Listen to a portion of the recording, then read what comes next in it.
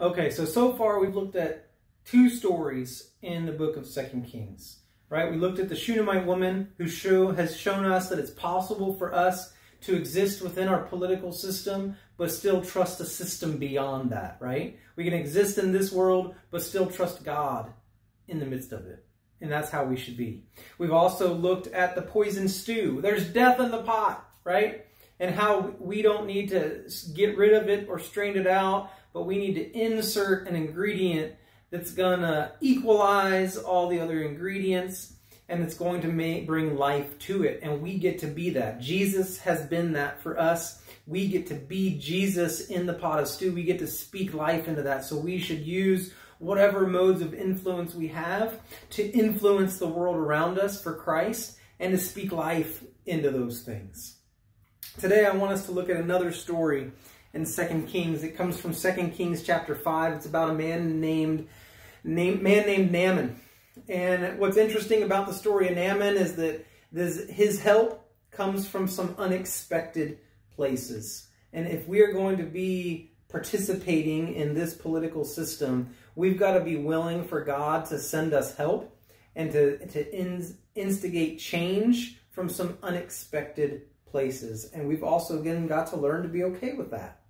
So in 2 Kings chapter 5, verse 1, it says that Namaan, captain of the army of the king of Aram, was a great man with his master and highly respected, because by him the Lord had given victory to Aram. The man was also a valiant warrior, but he was a leper. So Namaan was a man of great influence. Namaan was a man of great significance, but it says he was a leper. Now, leprosy was a really bad disease, and it was a socially bad disease. Because if you had leprosy, you were cast out, you were shunned, you were quarantined, right? Look at it as COVID. If you're test positive for COVID, you are quarantined to your house. If you had leprosy, you were quarantined. No one could come around you, no one could see you, no one could be near you. You just simply couldn't function properly. It was painful, it was uncomfortable, and so this was Namaan. Namaan was a leper. He was a man who could not function properly. He was a man who had to live in pain and discomfort. So, of course, Namaan wanted them to be healed. So last week I compared us to a pot of stew with death in the pot. Today I'm going to compare us to Namaan, a man with leprosy. I want you to think of our political system as a system that has contracted leprosy. A system that cannot function properly, and a system that exists in lots of pain and turmoil, okay? We are broken and corrupt. We get that. I think we can all agree on that. And so Namaan was wanting to know who's going to help him, who can bring healing to him, who can heal him of his leprosy. And just like Namaan, we're asking the same question. Who can heal us? Who can restore to us the joy that we once had? Who can restore to us the riches and the wealth and the success? Who can take care of that for us? So in this story, it goes on and says that Arameans had gone out in bands and had taken captive a little girl from the land of Israel, and she waited on Naaman's wife. So they took a girl captive. She became a servant for Naaman's wife. The girl was a prisoner of war. She was an absolute nobody. So one day, though, she goes and she said to her mistress, to Naaman's wife, "I wish that my master were with the prophet who is in Samaria. Then he would cure him of his leprosy." So this little girl tells Naaman's wife, "I know somebody that can bring healing to him." She shouldn't even have been talking to Naaman's wife, and Naaman shouldn't even have been listening to her, because this was a slave girl, and what opinion did she have that even matters? But Naaman still listens to this girl, goes to his king and tells him what the girl said. And the king then sends Naaman to the king of Israel, because, you know, kings would only talk to other kings. It's like the proper thing to do. So he goes to the king of Israel and he says, "I need this man to go and see whoever this dude is in Samaria that can heal him of his leprosy." And so when Naaman gets to the king with all of the stuff, because he took with him all kinds of donations and all kinds of gifts, when he gets to the king with all of that stuff, the king does not respond very positively. And he basically says, "What are you doing here? Does your king want to fight? Do you want to go to war? Are you trying to embarrass me? Like, I can't heal your leprosy." So what cracks me up in all of this is that the girl said, "Go be with the man in Samaria that can heal him." And the king sends Naaman to the king because who's more powerful than the king? And the king says, I need you to heal my soldier of leprosy. And of course, the king of Israel says, who do you think I am? Am I God to kill and to make alive? That this man is sending word to me to cure a man of his leprosy? But consider now and see how he is seeking a quarrel against me. He says, I can't cure you. I can't heal you. So you must want to fight. Right? We must want to fight. We often act like Naaman and search for the solution to our problems, but we go searching for them in the wrong places. We need big changes. Absolutely we do.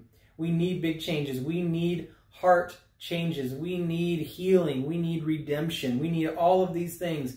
And we cannot find that kind of help in the places that we've been looking for them. We can't find it there. We're probably not going to find that kind of help from Congress, from the Senate, from the Supreme Court. We're probably not going to find that kind of help from the president. We're just probably not going to find it there. And it's unrealistic to expect that kind of help to come from those places.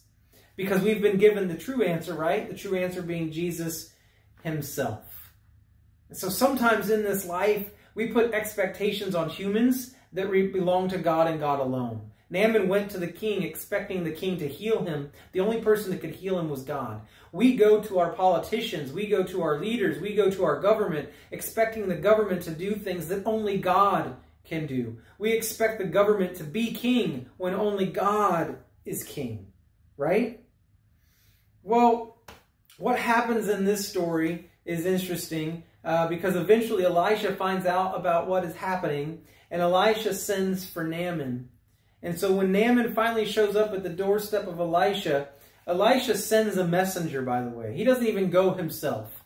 So Elisha sends a messenger to Naaman and says to Naaman, I want you to go and wash in the Jordan River 7 times, and your flesh will be restored to you, and you will be clean. Naaman at first gets angry by this, right? Because Elisha couldn't even come out to greet him. He just sends a messenger to go and talk with him. So Naaman's not happy about this. Naaman's this famous warrior, this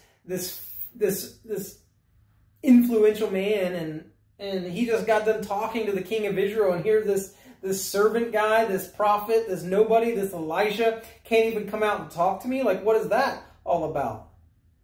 But Elisha says, if you want to be healed, go and wash in the Jordan River 7 times.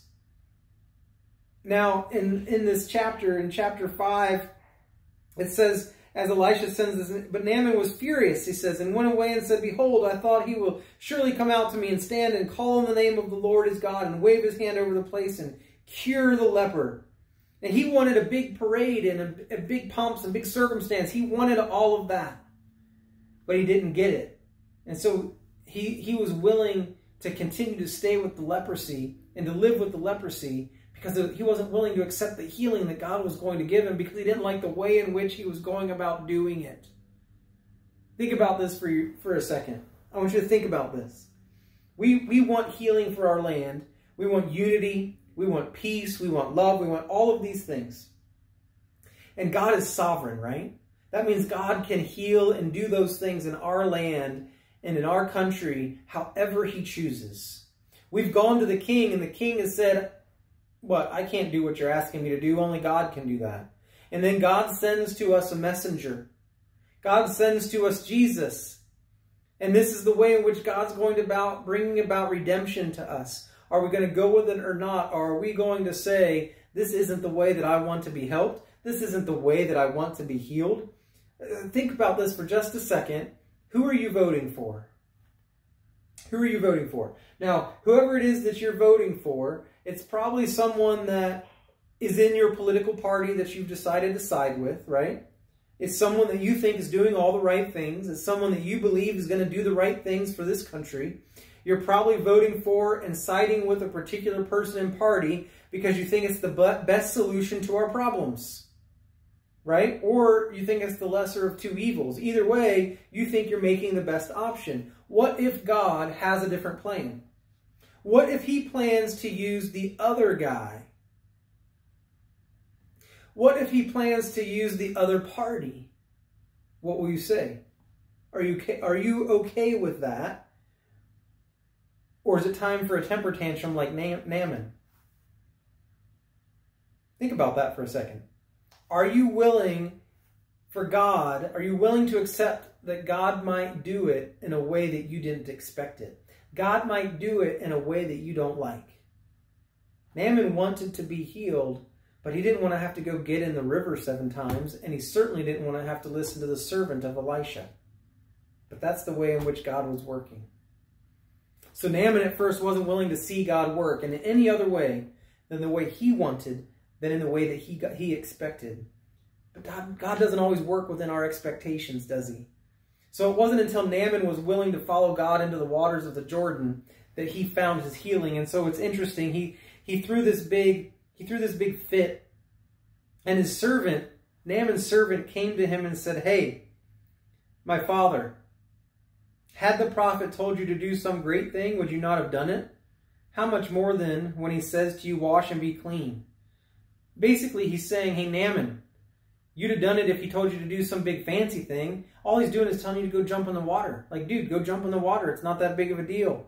So then Naaman finally listened, went down, dipped himself in the water 7 times, according to the word of the man of God, and he was cured of his leprosy. If God is willing to change the land and heal us in ways that you don't expect, are you okay with that? Will you humble yourself to the point of following God into the waters of the Jordan, even if it's in ways that you didn't expect? Even if it's through someone that you didn't vote for? Even if it's through a party that you don't like? Because God is sovereign, and God can work his plan of redemption however he wants. I'm thankful that we serve a God that is above and beyond all of this. He is above and beyond all of the bickering and the fighting and the name-calling. He is above and beyond all of that. He is in complete and total control. And he will heal us. I believe it. And he'll do it however he wants. Our government serves a purpose, but let's be realistic about that purpose. Let's expect our government to do the things that only God... Let's not expect our government to do the things that only God can do. Let's not expect our government to heal itself if it doesn't have that power. Let's wait for God to do it. And let's follow God in whatever direction he leads. Amen?